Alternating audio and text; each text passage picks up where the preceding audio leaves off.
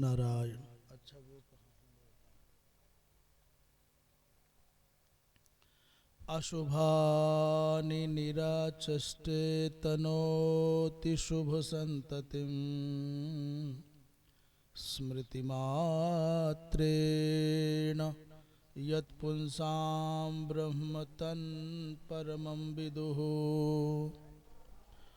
अतिकल्याण रूपत्वात् नित्यं कल्याण संश्रयात् स्मर्तॄणां वरदत्वाच्च ब्रह्म तन् परमं विदुः।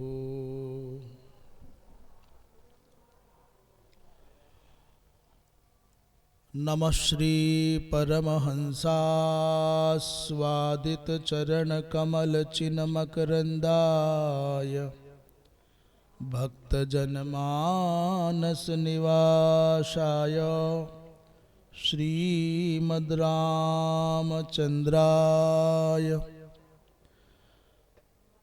वागीशाद्याः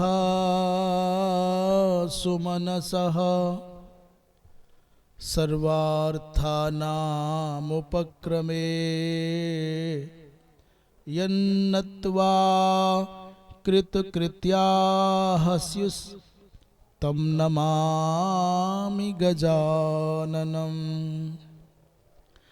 वागीशायस्य वदने लक्ष्मीर्यस्य च वक्षसि यस्यास्ते हृदये संवित् तन्नृसिंहमहं भजे। विश्वसर्गविसर्गादि नवलक्षणलक्षितं श्रीकृष्णाख्यं परं धाम जगद्धाम नमामि तत्। श्रीराम जय जय राम। श्रीराम जय जय राम। श्रीराम जय जय राम। धर्म की अधर्म का प्राणियों में विश्व का गोहत्या गौ माता की परम पूज्य धर्म सम्राट स्वामी श्री करपात्री जी महाराज की अपने अपने सद्गुरुदेव भगवान की श्री वृंदावन बिहारी लाल की हर हर महादेव। श्रीमद्भागवत महापुराण के श्रीधरी टीका समन्वित स्वाध्याय क्रम में तृतीय स्कंध के 28वें अध्याय का 27वां श्लोक आज आरंभ होगा। स्वामी जी महाराज श्री महादेव आश्रम जी तथा आचार्य प्रवर श्री भगवत शरण शुक्ल जी, आपकी मंगलमय उपस्थिति, बाबा जी ब्रह्मचारी श्री विनय दास जी, भैया नरेश जी एवं भक्ति स्वरूपा मातृशक्ति, भगवान के एक एक अंग का ध्यान करने की प्रक्रिया का निरूपण भगवान कपिल करते हुए 28वें श्लोक में 27वें श्लोक में भगवान के बाहु भुजाओं का ध्यान करने की और भक्त के चित्त को उन्मुख करना चाहते हैं। बाहूश्च मंदर गिरेः परिवर्तनेना निर्निक्त बाहुवलया नधिलोकपालान् संचिन्तये दशशता रमसहीयतेजः शंखं च तत्करसरो रुहराजहंसम्। 27वें श्लोक में कह रहे हैं कि कैसी भुजाओं का ध्यान करना है। बोले अधिलोक पालान।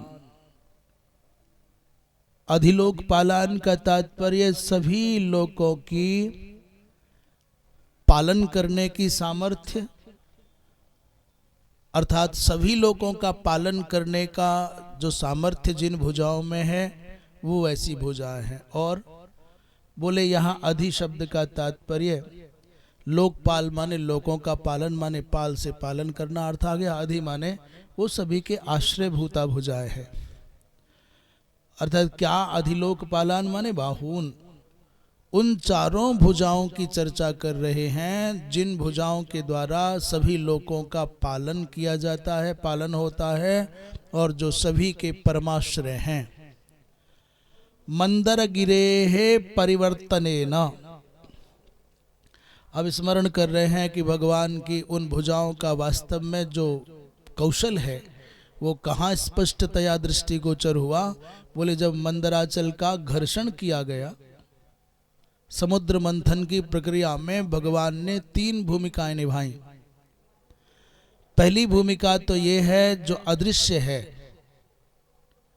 भगवान कच्छप बन करके उस मंदराचल को अपनी पीठ पर धारण करते हैं। दूसरी भूमिका में भगवान वो भी अदृश्य ही है, मंदराचल के ऊपरी भाग पर आरूढ़ हो गए हैं दबाने के लिए। 2 केंद्रों पर भगवान अदृश्य रूप से विद्यमान है और तीसरे रूप से भगवान देवताओं के संग में लग करके मंथन करा रहे हैं, सबसे आगे लगे। तो उसी प्रसंग का स्मरण करते हुए कपिल भगवान कहते हैं, बोले मंदर गिरे है परिवर्तने न। मंदराचल का जब मंथन चल रहा था उस समय परिवर्तन माने उसे घुमा रहे हैं। क्या होता है उसका सीधा और उल्टा, ऐसे रिवर्स कहते हैं अंग्रेजी में। तो वो रिवर्स फॉरवर्ड तो हो गया, पर संस्कृत में क्या कहेंगे ये? हाँ, मंथन कहने से उस क्रिया का भाव बोध हो जाता है। आलोडन विलोडन दोनों आ जाएगा। बोले आलोडन परिवर्तने न माने आलोडन करने से उस समय जब घर्षण होता, भगवान अपनी भुजाओं के द्वारा जैसे उसको मंथन करते, तो घर्षण क्या होता? बोले घर्षण करने से निर्णिक्त माने चमक गए हैं, उज्जवल हो गए हैं। क्या भुजाएं? बोले ना, बाहुबलयान। उन भुजाओं में जो कंकण आदिक भगवान ने धारण किए हैं, तो उन भुजाओं में जो लगे हुए कंकण आदिक हैं, धारण किए हुए कंकण आदिक हैं, वो मंदराचल के घर्षण करने से, मनोयोग से घर्षण करने से वो निर्णिक्त माने बलय आदिक सब चमक उठे हैं, जिन भुजाओं में लगे हुए बलय आदि। और क्या है? बोले 10 शतारंग असह्य तेजः, अर्थात 10 शत का तात्पर्य सहस्र, एक सहस्र, सहस्र अरों वाले, धार वाले जो असह्य तेजा है। कौन है असह्य तेज? बोले चक्र सुदर्शन जी। तत्करो सरो रुह राजहंसम शंखम संचिंतयेत। भगवान के उन चारों भुजाओं में क्या देखना है? बोले पहले तो भगवान की भुजाओं में लगे हुए बलयों की चमक को देखो। दूसरा, उन भुजाओं में एक भुजा में 10 शतार माने क्या है? चक्र धारण किए हुए हैं भगवान, जो कि असह्य तेज है। और दूसरे हाथ में कर सरोरुह, अर्थात दूसरे हाथ में सरोरुह माने कमल लगा हुआ है। और तीसरे राजहंसम शंखम, राजहंस अर्थात शंख ही उनके हाथ में, राजहंस की भांति शुभ्र वर्ण का शंख उनके हाथ में है। इति संचिंतयेत। अब क्या रह गया? चौथा गदा रह गई है। पद्म तो सरोरुह आ गया, तो जो शेष रह गया है प्रसंग से उसकी भी ऊहा कर लेना चाहिए। नहीं, आगे अगले श्लोक में कौमोद की गदा की बात करेंगे। अभी हम उस यात्रा पर चल रहे हैं जहाँ कंठ का भी ध्यान हुआ, मुख कमल का भी ध्यान हुआ। अभी नहीं, वो कंठ का और वक्षस्थल का ध्यान हुआ। आज भगवान के चारों भुजाओं का ध्यान करना है। तो सबसे पहले भुजाओं का दर्शन हो तो ये समझ लेना कि सामान्य भुजाएं नहीं है, अपितु लोकपालों का पालन करने वाली, लोगों का पालन करने वाली भुजाएं हैं। और दूसरा बोले सबको आश्रय देने वाली भुजाएं हैं। और क्या विशेषता है? बोले जैसे भगवान समुद्र मंथन की बेला में मंथन करते हैं, आलोडन विलोडन करते हैं, उस समय घर्षण के कारण उनके हाथों में लगे हुए जो बले हैं वो चमक उठे, निर्णिक्त हो गए हैं। और एक हाथ में भगवान के चक्र है, वो चक्र है असह्य तेज वाला, वो चक्र है सहस्र अरों वाला। और दूसरे हाथ में क्या है? बोले सरसी, रूह माने कमल का पुष्प है। और तीसरे हाथ में क्या है? बोले तीसरे हाथ में क्या बताया? गदा तो आई नहीं अभी। राजहंस की भांति शुभ्र वर्ण का शंख भगवान के हाथों में, ऐसा चिंतन करना है। श्रीधर स्वामी पाद कह रहे निर्निक्तानि उज्ज्वलीकृतानि बाहुबलयानि माने अंगदानि येषु अधिश्रिता, अर्थात कहते हैं जिन जिन भुजाओं में जो बंधे हुए बलय माने अंगदादिक हैं वो घर्षण करने से उज्जवल हो गए हैं, ऐसी उन भुजाओं की बात कर रहे। निर्निक्तानि माने उज्ज्वलीकृतानि बलय आदीनि, जिन भुजाओं में ऐसे बलय आदिक हैं जो संघर्षण करने से निर्णिक्त हो गए हैं। अधिश्रिता लोकपाला येषु, बड़े बड़े लोकपालों को जहाँ आश्रय प्राप्त होता है उन भुजाओं की बात कर रहे हैं। और जिन भुजाओं में क्या है? बोले 10 शतारम चक्रम अस्ति, अर्थात उन भुजाओं में से एक भुजा में 10 शत माने 1 सहस्र धार वाला, अरे वाला चक्र है। और न सह्यं तेजो यस्य, कैसा है? बोले जिसका तेज सहन करने में कोई अन्य सक्षम नहीं होता, ऐसा दिव्य तेज वाला चक्र है।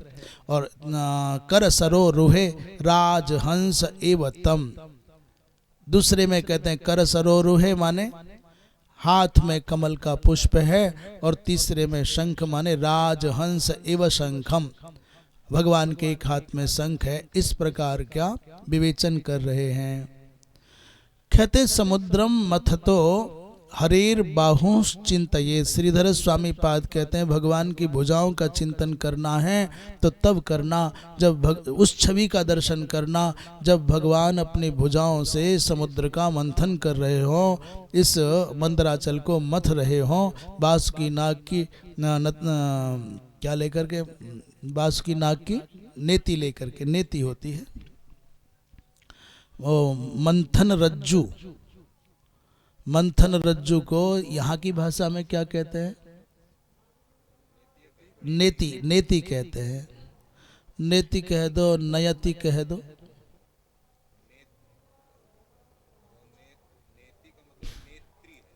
हाँ न जाने वाली, नयति इति नेत्री, और नेत्री का ही हो गया है अपभ्रंश नेति। जी महाराज जी पधारे। 28वें श्लोक में चलते हैं। अब कह रहे हैं कौमोदकीं भगवतो दयितां स्मरेत दिग्धामरातिभटशोणितकर्दमेना मालां मधुव्रतवरूथगिरोपघुष्टां चैत्यस्य तत्त्वममलं मणिमस्य कंठे। कहते हैं भगवान के एक हाथ में कौमोद की गदा है, उस कौमोद की गदा का चिंतन करना, उससे पहले समझ लो कि ये है कैसी, इसका वैशिष्ट्य क्या है गदा का। कह रहे अराति भट शोणित कर्दमेन दिग्धाम, भगवान की गदा का वैशिष्ट्य क्या है, विशेषता क्या है? बोले अराति भट, जो शत्रु है। बोला भगवान का शत्रु कौन होगा? भगवान के हाथ की गदा भगवान के शत्रुओं पर प्रहार करे तो क्या भगवान का कोई संसार में शत्रु है? एक जगह बड़ा प्यारा प्रसंग आता है कि जब भगवान बलि को मारने चले, प्रहार करने के लिए उन्होंने गदा उठाई और गदा से कहा जाओ इस बलि को मार दो, तो गदा ने हाथ खड़े कर दिए, नहीं मारेंगे। क्यों? बोले महाराज ब्राह्मणों का भक्त है। ये इसके जैसा धर्मात्मा, इसके जैसा परम भागवत धरती पर कोई और नहीं। हमारी सामर्थ्य नहीं है कि इसके शरीर का स्पर्श कर पाए। भगवान ने कहा अच्छा रहते हमारे यहाँ हो, और गीत उसके बोले कुछ समझो महाराज नहीं मार सकते।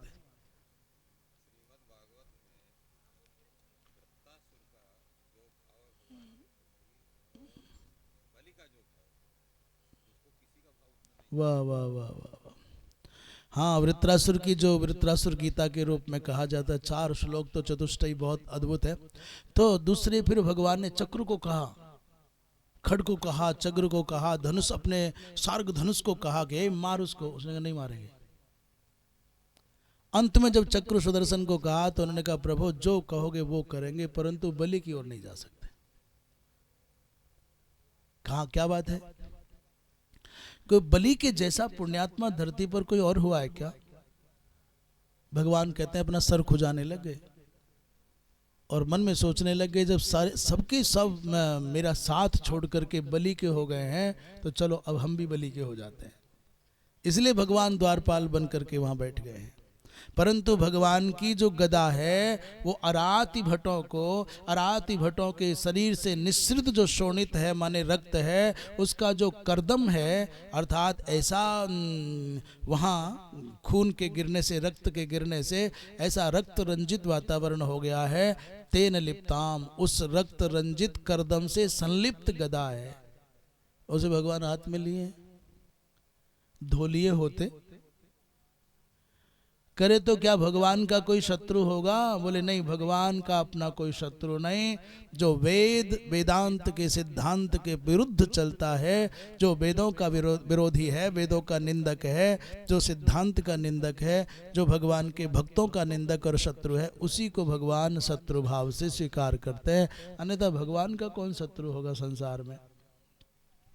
तो अराति भट्ट का तात्पर्य यही लगाना होगा कि जो वेद के सिद्धांत के विरुद्ध आचरण करने वाले हैं, उन अरातियों में, शत्रुओं में जो भट्ट हैं, उनके ऊपर प्रहार करने से जो रक्त निकलता है, उससे बनने वाली जो कर्दम है, उससे लिप्त है भगवान के कौमोद की गदा। भगवतः दयिताम कौमोदकीम, और ये भगवान को अत्यंत प्रिया भी है गदा। ये दयिता है, भगवान की अतिशय प्रिया है कौमोद की गदा। और मधुव्रत बरूथ गिरह उपघुष्टाम मालाम, भगवान ने एक बड़ी सुंदर, बड़ी प्यारी, अब एक बात समझ में आ गई। गदा की चर्चा हो गई, गदा का चिंतन हो गया, गदा का ध्यान हो गया। अब कहते हैं आगे चलो। बोलिए वृंदावन बिहारी लाल की। जय घोष का स्वर बाहर भी पहुंचता हो तो वो भी इस जय घोष में अपना स्वर मिला सकते हैं, तो संगम है भाई। ये थोड़ी है कि कुटिया के बाहर जो लोग हैं वो जयकारा नहीं बोल सकते भाई। हम तो दूसरे टेंट के लोग हैं, हम तो बाहर हैं, हम क्यों बोलें? पर वो भी जय घोष कर सकते हैं। कहते हैं भगवान के कंठ में जो बड़ी दिव्य माला है, उस माला का वैशिष्ट्य क्या है? वो बनमाला का वैशिष्ट्य क्या है? कहते हैं मधुव्रत बरूथ गिरोप घुष्टाम। मधुव्रत माने जो भ्रमर हैं, जो भ्रमर हैं उनका बरूथ माने समूह है, अर्थात भौरों के समूह के मुख से निस्सृत जो गुंजार है, गिरह माने वाणी है, गुंजार है, उससे उपघुष्टा माने गुंजित वो माला है। अर्थात उस नारायण नारायण नारायण प्रभु, बाहर वाले जो व्यवस्था में लगे हैं, तो भगवान की जो बनमाला है, उस बनमाला पर जो मधुव्रत बरूथ है, भ्रमरों का समूह है, वो इतना आनंदित उल्लसित है कि केवल बनमाला के संसर्ग से नहीं, वनमाला में लगे हुए पुष्प तो वन प्रांत में सर्वत्र असंख्य बार अनेकों बार प्राप्त हुए हैं, पर ये पुष्प तब धन्य हो गए हैं, ये माला तब धन्य हो गई है जब भगवान के गले का हार बन गई है। तो भगवत सानिध्य से, भगवत सन्निधि से इसमें दिव्यता आ गई है और उस दिव्यता का अनुभव करके आनंदित हो रहे हैं, प्रफुल्लित हो रहे हैं भ्रमर, इसलिए उन्मुक्त होकर के गुंजार कर रहे हैं। तो उन भ्रमरों की गुंजार से ये और भी गुंजित हो गई है माला। उस माला का ध्यान करो। भगवान के सांवले सलोने उस दिव्य चिन्मय बपू में जो कंठ है, कंठ में जो कंठ में माला पड़ी है उस माला का ध्यान करें। उस माला पर जो भ्रमर गुंजार कर रहे हैं उनका ध्यान करें। ऐसा आनंद भाव से भगवान के स्वरूप का ध्यान करना है। चैतस्य अमलम तत्वम अस्य कंठे, अच्छा श्लोक नहीं बोल रहे हम। चैतस्य अमलम तत्वम अस्य कंठे मणिम स्मरेत। कहते हैं चैतस्य अमलम, तो चैतस्य माने चेतनाया। चित्त शब्द से भी चैत बन सकता है और चित्त से भी, तो चित्त से जो बनेगा वो चैत्य बनेगा। तो बोले चित्त शब्द का चैतस्य अमलम, चैतस्य अमलम तत्व माने चेतना के निर्मल तत्व की चर्चा कर रहे हैं। थोड़ी ऊंची बात हो गई। भगवान के कंठ में जो कौस्तुभ मणि है वो कोई सामान्य मणि नहीं है, वो पार्थिव मणि नहीं है, अपितु चेतना का कोई उत्स है। चेतना का जो निर्मल तत्व है इसको जीव रूप में स्वीकार कर रहे हैं। कौस्तुभ मणि जीवात्मा का प्रतीक है, जीव का प्रतीक है, चेतना का चेतन है, वो कोई जड़ पार्थिव मणि नहीं है। अमलम तत्वम अस्य कंठे माने भगवान के कंठ में जो मणि है कौस्तुभ मणि, बोले उसका स्मरण करना चाहिए। स्मरेत अर्थात इस श्लोक के माध्यम से कौमोद की गदा और दूसरे नंबर पर क्या बोले वनमाला, वनमाला की विशेषता क्या है और कौमोद की गदा की विशेषता क्या है और कंठ में पड़ी हुई कौस्तुभ मणि की महिमा क्या है। इस प्रकार भगवान के इस दिव्य स्वरूप का ध्यान करना चाहिए। कहते हैं अरातयो ये भटा, अरातयो ये भटा माने योद्धारः, जो अराती हैं और अराती होने पर भी बड़े शूरवीर हैं, योद्धा हैं। तेषाम शोणितमेव कर्दमः, उन अरातियों के योद्धाओं के प्रतिपक्षियों के शास्त्र सिद्धांत के विरुद्ध आचरण करने वालों के जो शोणित है, उस शोणित का जो कर्दम है, तेन कर्दमेन दिग्धाम माने लिप्ताम, उस कर्दम से वो गदा संलिप्त है। अस्य कंठे मालाम मणिम च स्मरेत, भगवान के कंठ में दो हैं आभूषण, एक है माला जिसे बनमाला कहते हैं और दूसरी है मणि जिसे कौस्तुभ मणि कहते हैं। बोले भगवता कंठे, भगवान के कंठ में इन दोनों का ध्यान करना है। माला की विशेषता क्या है जी? बोले मधुव्रतानाम बरूथस्य गिरा, मधुव्रतानाम भ्रमराणाम बरूथस्य समूहस्य या गिरा गुंजनम, ऐसा जो भ्रमरों की गुंजार है और तेन गुंजने न उपगुष्टाम माने नादिताम। अब वो ऐसा लगता है कि बनमाला के एक एक पुष्प को अंगीकार करके स्वीकार करके उसके आश्रित होकर के बढ़िया उसका मकरंद का पान करते हैं, वो सब मिलिंद मिल करके और फिर आनंद में खूब गुंजार करते हैं। तो पूरी की पूरी माला के समानांतर जो भ्रमरों का समूह है, लगता है भ्रमरों से आच्छादित माला बनमाला किसी और प्रकार की हो गई। ऐसा लगता है उपकरण यंत्र बन गया है विद्युत चालित, तो माला की जगह पर विद्युत चालित यंत्र की भांति गुंजार और निकल रही है। उसमें से छोटे छोटे बच्चे जूता पहनते हैं बहुत छोटे, तो जब पाँव धरते हैं तो आवाज़ आती है चूं चूं की। ऐसा लग रहा है कि वो माला कुछ अपूर्व है। चैत्यस्य जीवस्य तत्वम, चैत्य का तात्पर्य कहते हैं, यहाँ चैत्य लिखा है श्रीधर स्वामी पाद ने, तो चैत्यस्य वो भी वहां पर मूल में भी चैत्य ही लिखा है। तो चैत्यस्य का तात्पर्य कह रहे हैं, बोले चित्त संबंधी। हाँ, चैत्यस्य माने जीवस्य, तत्वम उसकी चर्चा कर रहे हैं। ये जो कौस्तुभ मणि है ये कोई सामान्य पार्थिव मणि नहीं है, ये अपितु चेतना का उत्स है। तदुक्तम वैष्णवे, वैष्णवे माने विष्णु पुराण में संभवतः वहाँ का श्लोक है, आत्मानमस्य जगतो निर्लेपम अगुणामलम, आत्मानमस्य जगतो निर्लेपम अगुणामलम बिभर्ति कौस्तुभ मणिम स्वरूपम भगवान हरिः। करें अस्य जगतः आत्मानम, ये इस जगत का आत्मा है। कौन? बोले कौस्तुभ मणि। और कैसा है? बोले निर्लेप है और अगुण है और अमल है। और ये क्या है?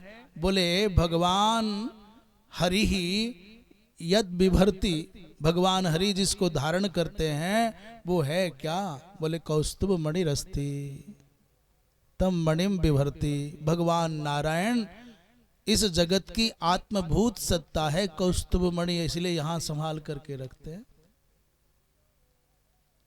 इससे लगता है कि जो शास्त्रों में पदे पदे कहा जाता है कि जीव सत्ता प्रकाशात्मिका है, तो प्रकाश जो छोटी छोटी स्फुलिंग हैं, प्रकाश के किरणें हैं, वो जीव कोटिक हैं। और उन सब का समूह माने कौस्तुभ मणि के रूप में संक्षेप में भगवान यहां रखते हैं, अपने हृदय से लगा करके रखते हैं।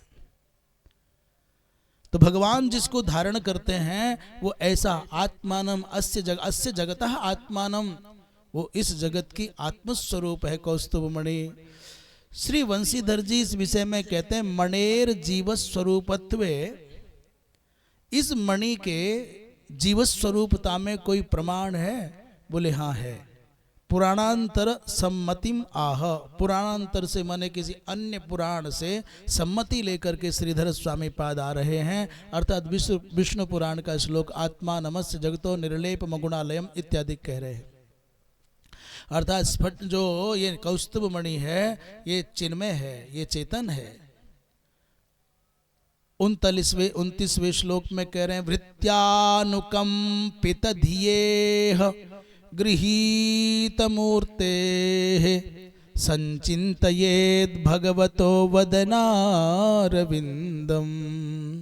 यद विस्फुरन् मकर कुंडल बल्गितेना विद्योतिता मलकपोलमुदारनासम। 29वें श्लोक में कह रहे हैं कि वृत्यानुकंपित धिया यह गृहीत मूर्ति, भगवान ने जो अपने स्वरूप को धारण किया है, जो भगवान ने अवतार के निमित्त श्री विग्रह को अंगीकार किया है, वो क्यों किया है? बोले वृत्यानुकंपित धिया, अपने भक्तों पर अनुकंपा करने की बुद्धि से। भगवान के स्वरूप धारण करने का, अवतार धारण करने का, सगुण साकार होने का कोई उद्देश्य क्या? बोले अपने लिए कुछ नहीं है, वृत्यानुकंपा है। ऐसा मन में भाव आता है कि अपने भक्तों पर अनुकंपा करना है। इस विचार से यह गृहीत मूर्ति श्लोक में भगवान साकार बन करके आ रहे हैं। ये बात हम पहले भी चर्चा कर चुके हैं। ब्रह्मा जी महाराज ने बात कही है कि भगवान अपने आप कोई स्वरूप धारण नहीं करते। यद यद्धिया त उर्गा य विभावयंती तत्तद बपु प्रणय से सदनुग्रहाय। क्यों भगवान धारण करते हैं? बोले सदनुग्रहाय, अपने अपने भक्तों के, सज्जनों के, साधुओं के, अपने जो सत हैं उनके ऊपर अनुग्रह करने के लिए भगवान स्वरूप धारण करते हैं। तो ऐसे भगवान जो भक्तों पर अनुकंपा करने की बुद्धि से ही स्वरूप धारण करते हैं, सगुण साकार होते हैं, उन भगवान के बदनार विंदम संचिंतये तस्य भगवतः, उस भगवान के बदनार विंदम, मुखार विंद का चिंतन करे, ध्यान करे। क्या विशेषता है भगवान के बदनार विंद की? अब कहा कि स्वरूप क्यों धारण किया? बोले भक्तों पर अनुग्रह करने की बुद्धि से। अच्छा, जो बदनारविंद धारण किया उसका कोई वैशिष्ट्य? बोले हाँ ना, यत विस्फुरत मकर कुंडल बलगिते न। उस मुख कमल का ध्यान करो जिस मुख कमल में मकराकृति कुंडलों का चांचल्य दिख रहा है। यद विस्फुरत माने चमकते हुए, चमचम चमकते हुए, मकर कुंडल माने मकराकृति कुंडलों के, बलगित माने हिलने से, अमल कपोल विद्योतितम उदारनासंच। भगवान के कानों में मकराकृति कुंडल, मकर की आकृति के जैसे यहाँ पूरे को छाव करके आते हैं ना, कुंडल होते हैं नीचे लटकते हुए, वो खूब चमकते हैं। जब वो कुंडल चमकते हैं विशुद्ध होने के कारण, तो मकराकृति कुंडलों के हिलने से जो अमल कपोल विद्योतित माने जो आभा पड़ रही है, जो चमक पड़ रही है, उससे निर्मल कपोल चमक रहे हैं। भगवान के कानों में लगे हुए धारण किए हुए कुंडलों की आभा जब कपोल पर पड़ती है तो निर्मल, इतने इतने शुभ्र कपोल हैं। ये भाग है कि भगवान की उस कुंडल प्रभा से ये निर्मल कपोल प्रकाशित हो रहे हैं। और क्या बोले, उदार नासम, भगवान की नासिका बहुत उदार है। उदार माने थोड़ी ऊंची उठी हुई नासिका है, उन्नत नासिका है। कोई कोई की नासिका होती ठप्प, तो ऐसा लगता है कि जब बना रहे थे भगवान तो मिट्टी धरी होगी, तो कुछ वजनदार वस्तु उस पर धर गई, इसलिए उसका अग्रभाग ठप्प बैठ गया। अच्छा, किसी किसी को भगवान वास्तव में बहुत असावधानी में बनाते हैं। कहीं आंख बनाते समय भूल गए, छेदी धर दिए दो। कभी होठ बनाने चले तो हाथ हिल गया, सो लटक गया नीचे तक। किसी के कान बनाए तो खड़े हैं खरगोश की तरह से। और किसी किसी को इतना सुघड़ता से बनाते हैं, इतना मानो फुर्सत में ही है, कोई और काम ही नहीं है, आज तो सजा ही देंगे। तो भगवान का स्वरूप ऐसा दिव्य है। बोले उदार नासम, बोले ऊंचा ऊंची भगवान की नासिका है। श्रीधर स्वामी क्या कह रहे हैं, देखें। भृत्येषु अनुकंपिता कृतानुकंपा या धीहि, अपने भक्तों पर अनुकंपा करने की अनुकंपा कर दी गई है, जिसके द्वारा वो धी तया गृहीता, तया अनुकंपया गृहीता मूर्तिर ये न, उस अनुकंपा के भाव से ही ग्रहण की है, धारण की है मूर्ति माने श्री विग्रह, जिन भगवान के द्वारा। तस्य, उस भगवान की विस्फुरति, ये उन भगवान की विस्फुरति अर्थात ये चमकते हुए मकर कुंडले, जो मकराकृति कुंडल हैं, तयोर कुंडलयोः बलगितेन माने प्रचलनेन, उन भगवान के कानों में शोभायमान कुंडलों के बलगित माने प्रचलन से, विद्योतितौ अमलौ कपोलौ, विद्योतित माने चमक रहे हैं, अमल कपोल, यस्मिस्तत् उदारा उन्नता नासा यस्मिस्तत् श्री विग्रह, जिस बदनारविंद में, बदनारविंद की बात चल रही है ना, तो कपोल चमक रहे हैं जिस बदनारविंद में, उसका ध्यान करना है। और उदारा माने उन्नता, उन्नता माने ऊंची उठी हुई है, नासा यस्मिन कुत्र, बोले बदनारविंदे, ऊंची उठी हुई नाक है, चमकते हुए कपोल हैं, ऐसे दिव्य कुंडल हैं, ऐसा ऐसा भगवान का स्वरूप, उसका ध्यान करना चाहिए।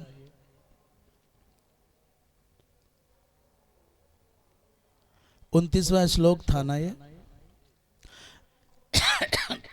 वंशीधर जी महाराज कहते हैं, यद्वा अनुकंपितम अनुकंपा कृपा तदात्मिका तन्मयी बा या धी। बोले तदात्मिका का तात्पर्य कृपात्मिका है बुद्धि जिनकी, तया सुभाषार्थं गृहीता मूर्ति, उसी भावना से भर करके, कृपा से भर करके भगवान ने अपने निवास के लिए मूर्ति चुनी। सुभाषार्थं गृहीता मूर्तिर्यस्य, हे मत स्वरूप शक्ति सार भूतानुकंपे, भगवान कह रहे हैं, बंशीधर जी की अपूर्व कल्पना। अब क्या कह रहे हैं, हे मत स्वरूप शक्ति सार भूतानुकंपे, हे मेरे स्वरूप की शक्ति के सारभूत, अर्थात मेरे जो स्वरूप शक्ति है उसका सार रूप तुम हो, हे सारभूते अनुकंपे, हे अनुकंप, अपनी बात अपनी कृपा से कह रहे हैं, अपनी अनुकंपा से कह रहे हैं। हे अनुकंपे इह मर्त्य लोके, इस मर्त्य लोक में मन मूर्तिषु मध्य, इस मर्त्यलोक में मेरी मूर्तियों के मध्य में याम इच्छसी ताम स्वनिर्भर निवासार्थं गृहाण, जिसको तुम चुनती हो, जिसकी तुम इच्छा करती हो, याम इच्छसी ताम स्वनिर्भर निवासार्थम, अपने सुख के लिए, आनंद के लिए, अपने शांतिपूर्ण निवास के लिए उसको गृहाण माने चुन लो। तो तया विविच्य, तया कृपया अनुकंपया विविच्य रामकृष्ण मूर्ति एवं विशेषतो गृहीते। तो भगवान की उस दिव्य अनुकंपा ने भगवान राम और भगवान कृष्ण की मूर्तियों को विशेष रूप से चुन लिया। भगवान ने कहा जो तुम्हें ठीक लगे चुन लो, तो चुन लिया। यदि ती मकर कुंडलयोर बलगनं खलु, अच्छा बहुत कहते चले जाएंगे, कितना कह रहे हैं। बोले मकर कुंडलयोर बलगनं खलु पार्षद द्वयस्थ पार्षद संचालित चामर हेतु के न।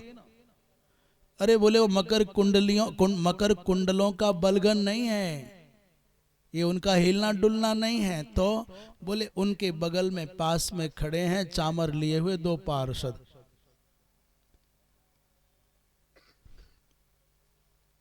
पार्षद संचालित चामर हेतु के न, पार्षदों के द्वारा संचालित चामर हेतु के न मारुते न, चामर से समुत्पन्न होने वाली जो मारुत है बाय यस्य गणनर्मोक्ति हेतु के न शिरकंपे न सहचरी गण नृत्य गीत वाद्य ताल तानाद्यास्वादन साधुत्व ख्यापन हेतु कया ग्रीवा भंग्या गेयम। कितना अंदर तक जाना होगा तब बंसीधर जी के ये बड़े मनोरम, बड़े मृदु मृदु भावों को पकड़ पाओगे। बोले केवल ऐसा मत समझना कि कानों के कुंडल ही हिल रहे हैं। उत्प्रेक्षा के भाव से अनेक प्रकार की कल्पनाएं कर रहे हैं। हम चले मूल श्लोक पर, नहीं तो बहुत यहीं घूमते रह जाएंगे। बोलिए वृंदावन बिहारी लाल की। इसके आगे और भी उन्होंने कहा कपोलयोर मसृण मणि दर्पणायमानत्वम तयोश्चलन मकर कुंडल द्वय प्रति बिंबेन नटन्तौ नयन खंजनौ नित्योपाध्यायौ भूत्वा स्वतलस्थलमायातं मकर चतुष्टयं नर्तयन्त इवेत्युत्प्रेक्षा गम्या। 30वें श्लोक में चलते हैं। कह रहे हैं यच्छ्री निकेतमलिभिः परिसेव्यमानं भूत्या स्वया कुटिलकुन्तलवृन्दजोष्टं मीनद्वयाश्रयमधिक्षिपदब्जनेत्रं ध्यायेन्मनोमयमतन्द्रित उल्लसद्भ्रो। 30वें श्लोक में कह रहे हैं यहाँ किसका ध्यान कर रहे हैं। बोले पहले कुटिल कुंतल वृंद जुष्टम। कुटिल कुंतल वृंद जुष्टम का तात्पर्य, कुटिल माने वो टेढ़े मेढ़े घुंघराले होते हैं, अलकावलियाँ, घुंघराली जो अलकावलियाँ हैं। बोले कुटिल कुंतल वृंद, कुटिल है कुंतल वृंद माने केश वृंद, अर्थात घुंघराली अलकावलियों से, जुष्ट माने सुशोभित। स्वया भूत्या और अपनी ही शोभा से, अलिभि परिसेव्यमानम और भ्रमरों से परिसेवित, श्री निकेतम माने लक्ष्मी निवास। भगवान के बारे में कह रहे हैं। 2 बातें कह दी गई अब तक। एक तो भगवान की जो प्रशस्त केश राशि है वो बड़ी घुंघराली है। तो घुंघराली अलकावलियों से सुशोभित और अपनी ही शोभा से, अलिभि परिसेव्यमान माने भ्रमरों से परिसेवित, श्री निकेतम माने श्री का निकेत कौन है। बोले कमल का पुष्प। उस कमल के पुष्प को अपनी ही शोभा से, अपनी ही कांति से, सौंदर्य से अधिक्षिपन माने लज्जित करता हुआ, क्या है बोले भगवान का मुख कमल वदनारविंद चल रहा है ना। भगवान की ऐसी दिव्य मुख की कांति है कि कमल पुष्प की जो कांति है वो लज्जित जैसी हो जाती है। श्री निकेत लक्ष्मी के निवास भूत कमल का सौंदर्य भी तिरस्कृत जैसा हो जाता है। और उसमें भी क्या बोले, मीनत द्वयाश्रयम, और विशेषता क्या है बोले, दो मछलियों के जैसे और उसमें चिन्ह बने हुए हैं। क्या है मछलियों के जैसे चिन्ह बोले, कहते हैं बोले मछलियों के जैसे चिन्ह वाले नेत्र हैं। वो ऐसा लग रहा है जैसे आंखें नहीं हैं, भगवान की आंखों की संरचना वो मीनाक्षी कहा जाता है, मीनाक्ष कहो उनको। दो मछलियों के आकार के जैसे दिव्य नेत्र हैं भगवान के, ऐसा है। मीनद्वयाश्रयम है बदनारविंदम। और उल्लसद भ्रू मनोमयम, अर्थात उल्लसत भ्रू माने उन्नत, उल्लसत माने शोभित होती हुई उठी हुई भौहों वाला, और मनोमयम अतंद्रितं ध्यायेत, मन में धारणा से लाया जाता है। मनोमयम ऐसे नहीं आएगा, भगवान का मुख कमल ध्यान का विषय नहीं बनेगा, इसलिए मनोमयम अतंद्रितम, ऐसे मनों में धारणा के द्वारा लाए गए मुख कमल को आलस्य रहित होकर के अतंद्रितन ध्यायेत, अर्थात प्रमाद रहित होकर के, आलस्य रहित होकर के अति उल्लास के साथ ऐसे मुख कमल का ध्यान करो जिस मुख कमल पर मछली के आकार के जैसी दिव्य आंखें हैं। मीनत द्वयाश्रयम अस्तियत, और बोले जिस मुख कमल की शोभा ऐसी दिव्य है कि कमल की शोभा भी फीकी पड़ जाए, और क्या बोले अलिभि परिसेव्यमानम, उस मुख कमल की सुवास से आकृष्ट होकर के अनेक अनेक प्रकार के समूह बना करके भ्रमर गुंजान करते रहते हैं। और कैसा है बोले, जो बदनारविंद कुटिल कुंतल परिसेव्यमान है, परिव्रत है, ऐसे दिव्य स्वरूप की भगवान के मुख कमल की निरंतर मुख कमल का ध्यान करना चाहिए। श्रीधर स्वामी कहते हैं, यच्चत स्वयाभूत्या, अपनी दिव्य कांति से, शोभया माने शोभा से, आलिभि परिसेव्यमानम, अर्थात भ्रमरों के द्वारा सेव्यमान जो है। और दूसरा क्या विशेषण बोले, मीना द्वयाश्रयं चयत, जो दो मीनों का आश्रय स्थल है। श्री निकेतनं चास्ति, जो श्री का निकेतन है। श्री निकेतनम किम बोले, श्री निकेतनम अस्ति पद्मम तद अधिक्षिपद वर्तते तद ध्यायेत, जो श्री निकेतन जो पद्म है, कमल है, उसकी शोभा को जो तिरस्कृत करके विराजमान है, ऐसे पवित्र मुख कमल का ध्यान करना चाहिए। तत्र कुंतलैर तत्र कुंतलै रनलीनाम अधिक्षेपः,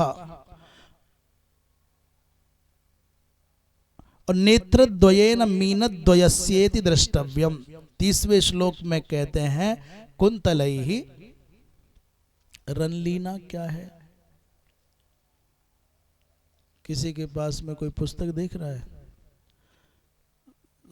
देखें, इसमें श्रीधरी टीका है तो कैसे करेंगे? रनलीनाम अधिक्षेपः कुंतलै अम्लीना,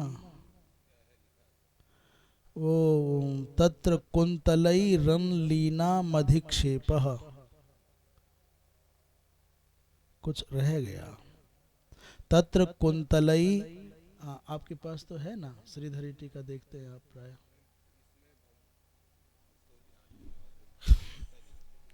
कोई नारायण है यहाँ जिसके पास श्रीधरी टीका हो? पूरा आ नहीं रहा क्या लिखा है ये तो। अच्छा, अरे ये तो है ही। अच्छा, आजाद जी, हाँ, हम कितना नारायण नारायण 28वां का 30वां कहते हैं कुंतलई, ओहो रम, यहाँ बिंदी लगी हुई है, रनलीना लिखा है। कुंतलैर अलीनाम अधिक्षेप, अलीनाम माने भ्रमराणाम। अरे राम राम राम राम राम। उस दिन भी कितना गजब हुआ था, एक बहुत छोटी सी बात पर अटके पड़े थे। अब हम बहुत देर से सोच रहे हैं कि रनलीना क्या होता है, क्या हो सकता है रनलीना। और इतना समझ में आ गया होता कि बिंदु वहाँ पर इंक की बूंद गिर गई है तो अलीनाम अधिक्षेप हो। अभी हम हिंदी तो बादई में देखेंगे, कहते हैं कुंतलई रलीनाम अधिक्षेप, अर्थात कुंतलों से भ्रमरों का अधिक्षेप करना है। और क्या और नेत्रद्वयेन, दो नेत्रों से मीनद्वयस्य इति द्रष्टव्यम, ऐसा समझ लेना चाहिए। अब्जे इव नेत्रे, कमल के समान है नेत्र, अब्जे इव नेत्रे यस्मिन इति उपमानंतरम, ये दूसरे उपमान की बात कर रहे हैं। पर उल्लसंत्यौ भ्रुवौ यस्मिन, उल्लसंती है दोनों भुवा माने उठी हुई भौं हैं अथवा शोभायमान भ्रू हैं। यस्मिन मनोमयम मनस्याविर्भवत, अर्थात मन में ही इसका आविर्भाव भगवान के इस दिव्य स्वरूप का होता है। तो दो बातें कह रहे हैं कि जो भगवान के हमने घुंघराली अलकावलियों की चर्चा की है, एक तरह से मान लीजिए कि वो जो घुंघराली अलकावलियां हैं वो कोई और नहीं अपितु साक्षात भ्रमर जैसे लग रहे हैं। तो भ्रमर का अधिक्षेप कर लें। और नेत्रद्वय के विषय में चर्चा हुई, मीनद्वय का यहाँ पर भाव कर लें। वंशीधर जी महाराज इस विषय में कहते हैं, बोले यच्च वदनारविंदम तत्र वदनांगेषु उल्लसंत्यौ भक्तेषु कृपाद्योतनाय इति। भगवान के जो मुख कमल पर इत्याकारक भ्रूओं की चर्चा हो रही है, अथवा नेत्रों की चर्चा हो रही है, अथवा कुटिल कुंतलों की चर्चा हो रही है, ये जो भगवान के दिव्य दिव्य अवयव शोभायमान हो रहे हैं, ये भक्तों के प्रति भक्तों के चित्त में कृपा द्योतन के लिए है। ऐसा जो विचित्र विलक्षण स्वरूप भगवान दिखा रहे हैं, इतना कह रहे हैं श्रीधर स्वामी पाद।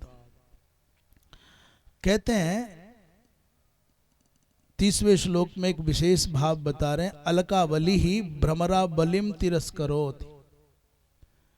ये जो भौरों की आवली माने पंक्ति है, उस भौरों की पंक्ति, भौरों की जो शोभा है, इन केशों की शोभा के द्वारा उस भ्रमरों की शोभा का तिरस्कार कर दिया गया। तो नेत्राभ्याम मीन युगलस्य तिरस्कारः द्योतितः, नेत्रों के द्वारा मीन युगल का तिरस्कार यहाँ द्योतित है। अर्थात इतनी विलक्षण भगवान की आंखें हैं। यहाँ कहते हैं व्यतिरेक अलंकार है। व्यतिरेक अलंकार के विषय में कहा जाता है, व्यतिरेको विशेषश्चेत उपमानोपमेययोः। उपमान और उपमेय में व्यतिरेक माने क्या है, विशेष क्या होता है। संभवतः ये अर्थ ऐसा स्पष्ट होता है कि दो होते हैं, जहाँ कहीं भी हमको किसी दो में तुलना दिखानी हो या वैशिष्ट्य दिखाना हो, तो वहाँ एक होता है उपमान और एक होता है उपमेय। यत्र उपमेयम उपमानापेक्षया श्रेष्ठतया मन्यते, जहाँ उपमेय को उपमान की अपेक्षा श्रेष्ठ माना जाए, तो वहाँ पर व्यतिरेक अलंकार होता है। यद्यपि ऐसा होता नहीं, उपमेय को हमेशा उपमान से नीचे दिखाया जाता है। उपमान की अपेक्षा उपमेय को, उपमा में दोनों को तुल्य दिखाया जाता है, परंतु यहाँ कहीं कहीं कहीं उपमान को श्रेष्ठ माना जाता है। हाँ, बस अभी यहाँ पर हाँ यही, अभी जब दोनों को एकदम समान गुण वाला माना जाता है, उपमान और उपमेय में भेद रहित, उपमेय में उपमान में उपमेय का भेद रहित आरोप हो तो उत्प्रेक्षा हो जाता है। तो उत्प्रेक्षा है, रूपक है, उपमा है, इन तीनों का एक जैसा भाव चलता है। परंतु व्यतिरेक क्या है, बोले व्यतिरेक का तात्पर्य उपमेय को श्रेष्ठ मान लें उपमान की अपेक्षा। जैसे उदाहरण, उपमान है चंद्रमा और उपमेय है किसी नायिका का मुख, तो कह रहे क्या, जैसे भगवती जनक नंदिनी जानकी के मुख चंद्र की जब प्रशंसा करने लगे श्री तुलसीदास जी महाराज, तो कहने लगे इस चंद्रमा से सीता जी के मुख की क्या उपमा दूं, वो सकलंक है, को बापुरो रंक, ऐसा चंद्रमा। हाँ, सिय मुख समता पाव किम चंद्र विचारो, वो बापुरो माने विचारो, रंक है, दरिद्र है, क्योंकि कलंक बताया है, उसमें कलंक लगा हुआ है। उसी को कहते हैं व्यतिरेको विशेषश्चेत उपमानोपमेयो हो, तो शैला इवोन्नता संतः किंतु प्रकृति को मलाह, इसमें उदाहरण दे दिया। व्यतिरेक अलंकार का लक्षण बता करके उदाहरण दे रहे हैं। शैला इवोन्नता संतः, ये जो संत होते हैं ये संत पर्वत के जैसे होते हैं। ये जो संत होते हैं पर्वत के जैसे उन्नत होते हैं, बड़े होते हैं। फिर किसी ने कहा जाओ रहने दो, पत्थर के बने कठोर पर्वतों जैसे संत कैसे हो सकते हैं? बोले किंतु प्रकृति को मलाह, ये ऊंचे तो हैं पर्वतों के जैसे संत, परंतु पर्वतों से विशिष्ट इसलिए हैं क्योंकि पर्वतों में कोमलता नहीं होती, करुणा नहीं होती, और इनके स्वभाव में प्राकृतिक कोमलता होती है, निसर्ग सिद्ध कोमलता होती है। तो यहाँ उपमान की अपेक्षा, उपमान है पर्वत और उपमेय है संत, परंतु यहाँ उपमान पर्वत की अपेक्षा उपमेय माने साधुओं के स्वभाव को अतिशय कारुण्य के साथ सिद्ध करके श्रेष्ठ बता दिए। व्यतिरेक अलंकार है। एक बात अब स्मरण में आ रही है, प्रयागराज में बैठे हैं, तो जब भी कभी अवसर आएगा तो प्रयागराज से तो कैसे बच करके भागेंगे। श्री तुलसीदास जी महाराज ने जब साधु समाज प्रयाग की चर्चा की, उसमें साधुओं की स्वभाव की चर्चा करने लगे, तो नवनीत के समान बताया। साधु का हृदय कैसा है, संत का हृदय कैसा? बोले नवनीत समाना, संत हृदय नवनीत समाना। करे पर कहा कवि न पर कहे न जाना, कहा तो सही कि नवनीत के समान है, पर कह न पाए। क्यों? नवनीत में और संत के हृदय में क्या अंतर है? कितना अंतर? बोले निज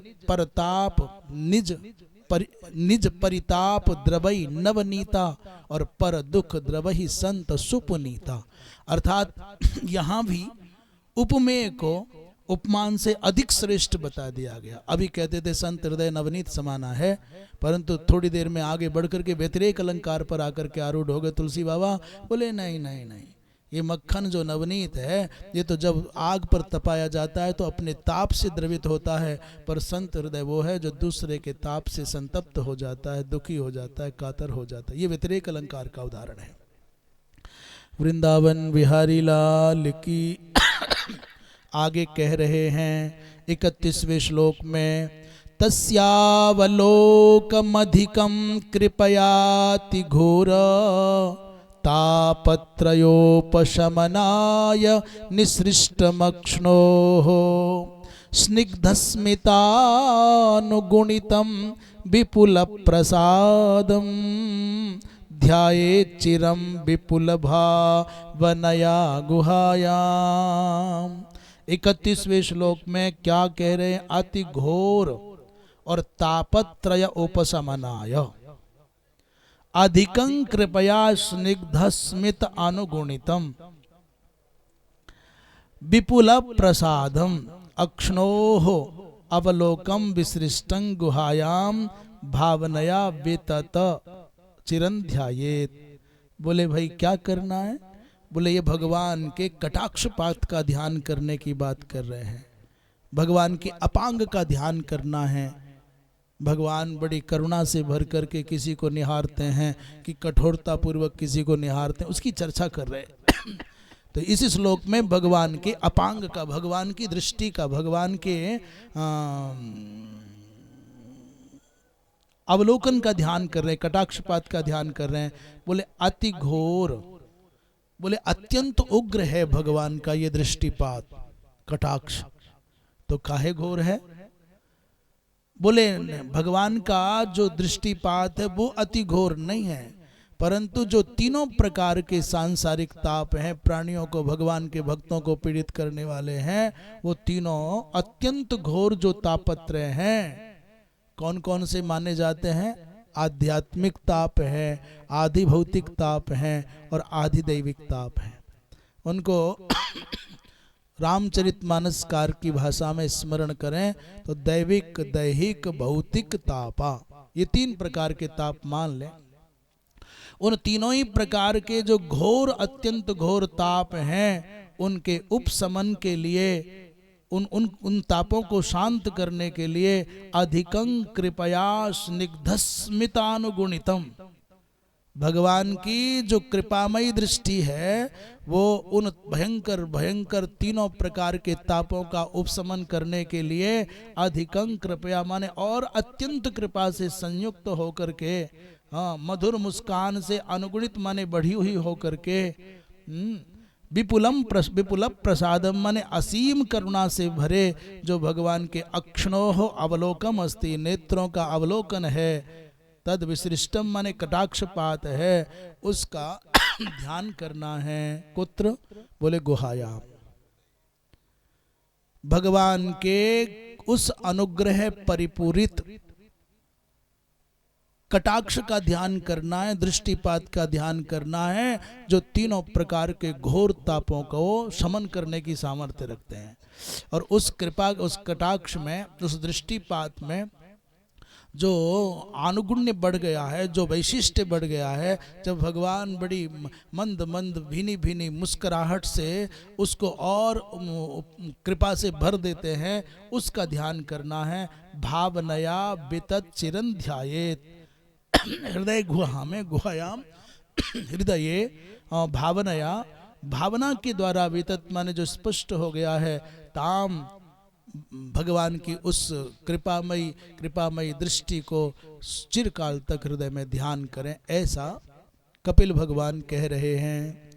यदि व्यक्ति को अपने चित्त में अभिव्याप्त दुराशा को दूर करना है, दुख के दावानल में दग्ध कोई प्राणी यदि चित्त को शांति देना चाहता है, तो फिर उसको चाहिए कि वो ऐसी संकल्पना से भर जाए, ऐसी सद्भावना से भर जाए, एकांत में बैठे बैठे मुस्कुराते हुए भगवान की किसी छवि का ध्यान करने लग जाए, तो सब दुराशा मर जाएगी और सब जो दाह हो रहा है वो जलन मिट जाएगी।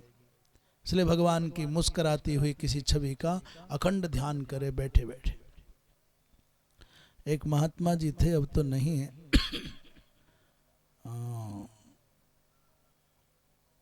वो अपने, हम दोनों का नाम भी ले सकते हैं, महापुरुष जो बड़े अच्छे महात्मा थे, बता ही दें, श्री विश्वदेवानंद जी, विश्वदेवानंद गिरी जी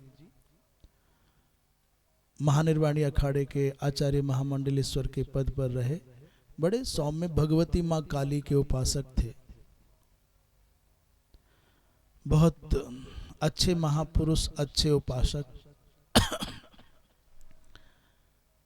अपने किसी शिष्य को थोड़ा अपने से कनिष्ठ लोगों के प्रति निष्ठुर व्यवहार करते हुए उन्होंने देखा, तो इस बात के हम साक्षी हैं कि वो जो शिष्य रहे वो अपने गुरु जी के प्रति, बड़ों के प्रति बड़े उदार, बड़े सौम्य, बड़े मधुर बोलने वाले, बड़े अच्छे भाव से प्रस्तुत होते, पर अपने से छोटों के प्रति उनके व्यवहार में उतनी मृदुता नहीं रहती थी।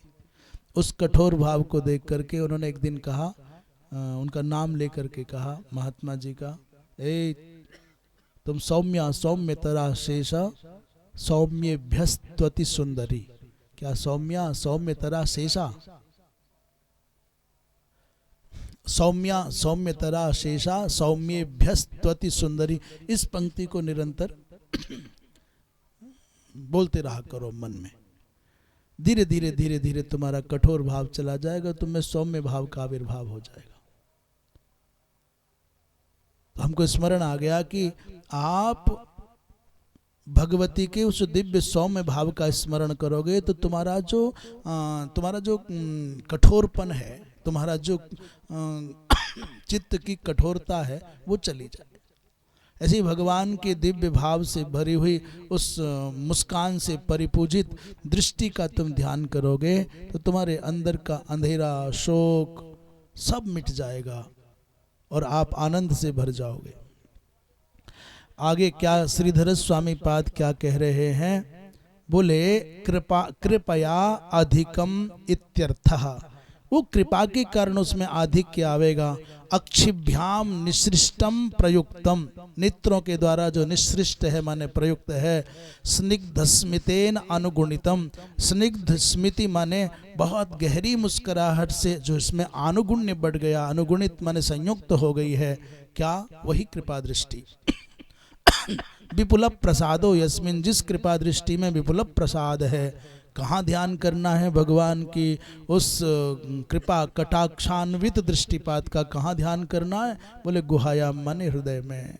इसलिए भगवान के मुस्कराते हुए भगवान के करुणापूरित दृष्टिपात का ध्यान करो। ऐसी छवि का ध्यान करो जिसमें मुस्कुराहट खिली हो और भगवान करुणापूरित होकर के मुझे निहार रहे हैं, इस भाव का ध्यान करें। तस्य हरेः यद्वा अन्वनुगुणितं पौनः पुण्येन स्फीतनीकृतं प्रथमं द्विगुणितं ततस्त्रिगुणितं इत्यादि क्रमेण कोटि कोटि गुणितं। ऐसा भगवान के उस पवित्र भाव से भरे हुए, मुस्कुराहट से खिले हुए दृष्टिपात का ध्यान करें, ऐसा कह रहे हैं। 32वें श्लोक में हासं हरेरवनताखिल लोक तीव्र शोकाश्रुसागर विशोषणमत्युदारं सम्मोहनाय रचितं निजमाययास्य भ्रूमंडलम मुनिकृते मकरध्वजस्य। 32वें श्लोक। अब तक तो मुस्कुराहट से खिली हुई दृष्टिपात का ध्यान था। अब कहते भगवान के हास, भगवान के क्या है? बोले अवनत अखिल लोक तीव्र शोकाश्रु सागर विशोषणम, अर्थात भगवान के उस मंद मंद हास्य का ध्यान करना है। वो कैसा है? बोले अवनत अखिल लोक तीव्र शोकाश्रु सागर विशोषणम अस्ति। भगवान का हास्य कैसा है? बोले भगवान के खिले हुए मंद मंद हास्य का तुम ध्यान करोगे तो प्रणत माने शरणागत जो अवनत हैं उन भक्तों के, अखिल लोक माने सभी प्राणियों के अथवा समस्त लोकों के जो तीव्र शोक के अश्रु, शोक जन्य जो अश्रु है और अश्रुओं से निर्मित जो शोक के अश्रुओं से निर्मित जो सागर है, उस सागर का विशोषण करने में, उसको सुखा देने में सक्षम जो भगवान का हास्य, उसका ध्यान करो। भगवान के हास्य से क्या सूखेगा? बोले सागर। बोले काहे का बना है? बोले आंसुओं का बना। आंसू काहे से आए? बोले शोक के कारण। इसलिए शोकाश्रु सिंधु का शोषण करने की सामर्थ्य जिस भगवान के हास्य में है उसका ध्यान करो। और कैसा है हास्य? बोले अत्युदारम माने अत्यंत उदार है। क्या है? बोले हरेर हासम, भगवान का हास्य है। और क्या विचित्रता, क्या विलक्षणता है? मुनि कृते, मुनियों के हित के लिए भगवान जो हंसते हैं, बोले मुनियों के हित के लिए मकरध्वजस्य सम्मोहनाय। ये जो मकरध्वज माने कामदेव है, साधकों को, महात्माओं को बड़ा सताता है, विघ्न पहुंचाता है। बोले भगवान का हास्य किस लिए? बोले महात्माओं के भले के लिए। बोले महात्माओं का भला कैसे हो गया इसमें? बोले मकरध्वज जैसे कामदेव महात्माओं को पीड़ित करने के लिए, सताने के लिए आता है, उतने में भगवान मुस्कुरा करके उसको हंस करके देख लेते हैं तो वो कामदेव भगवान की हंसी में ऐसा खो जाता है कि महात्माओं के पास तक पहुंच ही नहीं पाता। मकरध्वजस्य सम्मोहनाय निज मायया रचितम, भगवान ने इस कामदेव को विमुग्ध करने के लिए, सम्मोहित करने के लिए अपनी योग शक्ति से, योग माया के प्रभाव से रचा। अस्य भ्रूमंडलम, भगवान के इस भ्रूमंडल। अच्छा, एक बात तो भगवान के हास्य का ध्यान करना है और दूसरा भगवान के भ्रूमंडल का ध्यान करना। तो भ्रू काहे के लिए बनाई? बोले कामदेव को विमुग्ध करने के लिए, अपनी माया से रचा है भगवान ने। तो दो, भगवान का हास्य और भगवान के भ्रू प्रांत का ध्यान करना है। श्रीधर स्वामी पाद कह रहे हैं 32वें श्लोक में, अवनता ये अखिल लोकाः, शरण में आ गए हैं, झुक गए हैं जो अखिल लोक, तेषाम तीव्र शोकेन यान्यश्रूणि, उनके तीव्र शोक से जो अश्रु उत्पन्न हुए हैं, तेषाम अश्रुनाम यत् सागरम अस्ति, जो सागर बन गया है उस सागर को विशोषयति, उस सागर को सुखा देने की सामर्थ्य जिस हास्य में है, तम हरेर हासम विचिंतयेत, उस भगवान हरि के हास्य का चिंतन करो। अस्यात्युदारम भ्रूमंडलं च ध्यायेत, और इसके अति उदार भ्रूमंडल का भी ध्यान करना चाहिए। पूछा कैसा भूमंडल है? कथम भूतम तद भ्रूमंडलम, कैसा भ्रूमंडल है? बोले निज मायया, अपनी माया के द्वारा मकरध्वजस्यापि सम्मोहनाय रचितम, मकरध्वज माने कामदेवस्य सम्मोहनाय यद रचितम, किमर्थम? बोले मुनि कृते, मुनि नाम उपकाराय, महात्माओं पर उपकार करने के लिए। करे मुनि नाम सम्मोहने प्रवृत्तम कामम एव, जो महात्माओं को सम्मोहित करने के लिए कामदेव प्रवृत्त हुआ, उस काम को ही सम्मोहित करने के लिए भगवान ने अपनी माया से भ्रूमंडल का निर्माण कर दिया। और जैसे ही भगवान की भ्रू को देखता है तो क्या बात हुई भाई, भगवान की भौ में क्या है? बोले भगवान की भ्रू को देखते ही कामदेव को डर लग जाता है। डरने के कारण दो हैं। भ्रुकुटि विलास सृष्टि लय होई, पूरी सृष्टि का लय कर सकते तो मैं किस गिनती में भाग जाता है। करने एक और बात है, कामदेव को अपने धनुष पर बड़ा अभिमान है। पुष्प धनवा है ना, ऐसा धनुष दुनिया में किसी के पास नहीं, इतना हल्का, इतना कोमल और इतना मारक है। भाई प्रहार करना है, दूर तक निशाना साधना है तो कठोर धनुष होना चाहिए, कठोर बाण होना चाहिए। पर कामदेव कहता है यही तो मेरी विशेषता है कि सबसे सुकोमल धनुष है और सबसे कम भार वाला धनुष है और सबसे अधिक मारक क्षमता वाला है, जिस पर मैं निशाना साध दूं वो बचेगा ही नहीं। परंतु जब वो भगवान के भ्रू प्रांत को देखता है, धनुषाकृति भ्रू को देखता है, और लज्जा के मारे उसका वो अहंकार गर्व शिथिल हो जाता है। कहता है नहीं नहीं नहीं नहीं, मैं मेरे धनुष के प्रहार से क्या किसी को मारूंगा, भगवान की तो भ्रू ही पर्याप्त हैं, उससे भी अधिक। ये भाव मानो कामदेव को सम्मोहित करने के लिए भगवान। तो श्रीधर स्वामी पाद कह रहे हैं कि उस कामदेव को सम्मोहित करने के लिए वंशीधर जी क्या कह रहे हैं, ये है 33वां श्लोक, नहीं है ना, नहीं 32वां हुआ है। 32वें नस तपस्यत मुनि नयन दृष्टि, अच्छा ए तपस्यतोपि, तपस्या करते हुए मुनीन अयम द्वेष्टि, ये मुनियों पर, मुनियों से द्वेष करता है। इति कोपे न, ऐसे कहते हैं। अच्छा, यहाँ लोका माने भक्ताः, तेसाम भगवान के भक्त जो हैं उनके दास्य सख्यादि भाव बताम, किसी का दास्य भाव है भगवान के प्रति, किसी का सख्य भाव है भगवान के प्रति। तद विरहोत्थत्वात् तीव्रो यह शोकाश्रु। अब जब कोई दास्य भाव से भगवान की सेवा करता है, कोई सख्य भाव से करता है, और कभी कभी लगता है भक्तों को भगवान का विरह हो गया, कितने दिन हो गए सपने में भी दर्शन नहीं हुआ, कोई अनुभव नहीं होता, अब पहले के जैसा भगवान के भजन में मन नहीं लगता। तो ऐसा इत्याकारक जो विरह होता है, तो विरहोत्थत्वात्, विरह के कारण उठे हुए जो तीव्र शोक है, तीव्रो या शोकः, और उस शोक से उत्पन्न होते हैं अश्रु, शोकाश्रु, और उन शोकाश्रुओं से निर्मित है सागरः, तो शोकाश्रु सागरः तम विशेषेण शोषयति, उसको विशेष रूप से सुखाने के लिए भगवान ऐसा। अत्युदारम का तात्पर्य शोक सागरात उद्धृत्य आनंद सागरे निमज्जनम ददानम, अर्थात अत्युदार कहने का तात्पर्य, बोले भगवान कहते हैं डूब नहीं है तो वहां मत डूबो, जहां हम डूबाए वहां डूबो। बोले कहाँ डूब रहे थे? बोले शोक सागर में डूब रहे थे, शोकाश्रु सिंधु में डूब रहे थे। चलो हटो, आओ, निकल करके पकड़ा, उठा करके कहाँ? बोले आनंद सिंधु में डुबाई दिया। आओ यहाँ, आओ यहाँ आओ। शोक सागरात उद्धृत्य, उठा करके निकाल करके, आनंद सागरे निमज्जनम ददानम, आनंद सागर में डुबकी लगाओ।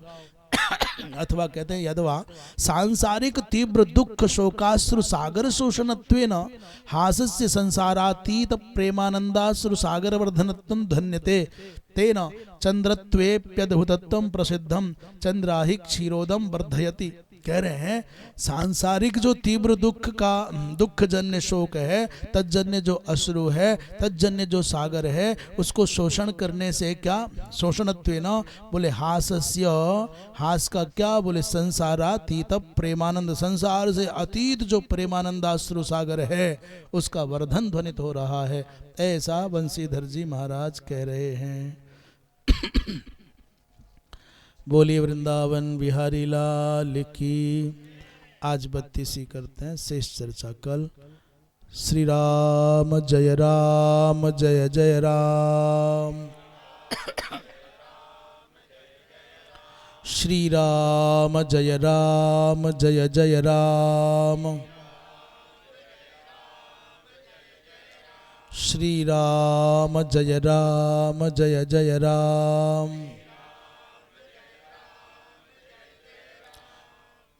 धर्म सम्राट स्वामी श्री करपात्री जी महाराज की, तीर्थराज प्रयागराज महाराज की।